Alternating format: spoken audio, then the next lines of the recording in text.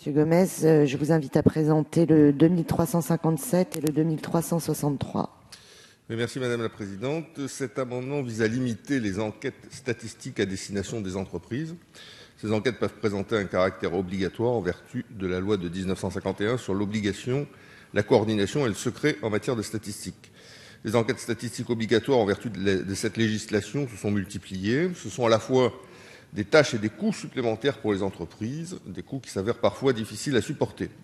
Des sanctions administratives prenant la forme d'amendes ainsi que des sanctions pénales sont prévues en cas de défaut de réponse aux enquêtes ou en cas de réponse sciemment inexacte. Dès lors, l'amendement présenté par notre groupe vise à limiter quantitativement les enquêtes statistiques obligatoires pour les entreprises. Cet amendement poursuit également la démarche engagée par le gouvernement et notamment la mesure numéro 37, alléger les obligations des TPE, ainsi que du Conseil de simplification qui présentait ses 50 mesures de simplification pour les entreprises le 30 octobre dernier. Par cet amendement, nous proposons concrètement 3 mesures.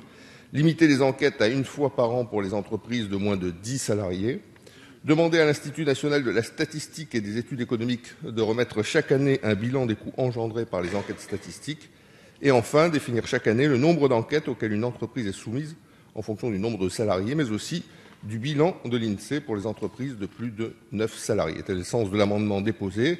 Et ensuite, l'amendement suivant est un amendement de repli qui vise simplement à prévoir que le bilan puisse être effectué par l'Institut national de la statistique. Merci Madame la Présidente.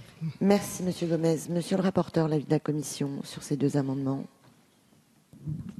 Oui, cet amendement va plus dans le bon sens, puisqu'il correspond aux objectifs que s'est assigné le Conseil de simplification à travers les mesures 37 et 38. Et c'est un sujet que nous avons régulièrement abordé avec Guillaume Poitrinal, qui avait défendu justement cette évolution par rapport au nombre important de statistiques qui sont demandées aux entreprises dans notre pays. Et donc on remplit régulièrement de nombreux formulaires et on transmet les mêmes informations. Toutefois, si justement l'objectif est bon, il nous faut nous laisser un peu de temps pour travailler avec l'INSEE sur ce sujet. Alors peut-être que d'ici la fin du texte, les éléments dont disposera l'INSEE, les échanges qu'auront l'exécutif avec l'INSEE seront suffisants, mais je ne pense pas qu'il soit opportun de l'adopter dès maintenant. Voilà.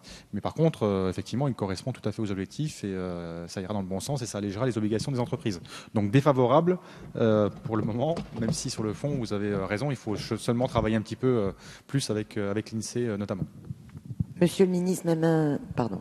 Monsieur le ministre. Oui, non, j'aurais le même avis avec un point d'inconfort additionnel, c'est de donner cette obligation à l'INSEE de contrôler en plus des structures sur lesquelles elle n'a pas autorité, ce qui ne serait pas possible, comme la Banque de France ou la BPI. Donc il faut qu'on travaille ensemble. Je crois qu'on partage, le rapporteur vient de le dire, l'objectif qui est celui de cet amendement. C'est ce qui a conduit le Conseil de simplification à aller en ce sens. Là, vous allez un peu trop loin et les contraintes que vous faites poser sur l'INSEE ne sont pas soutenables pour nous. Donc j'aurais plutôt une suggestion de retrait.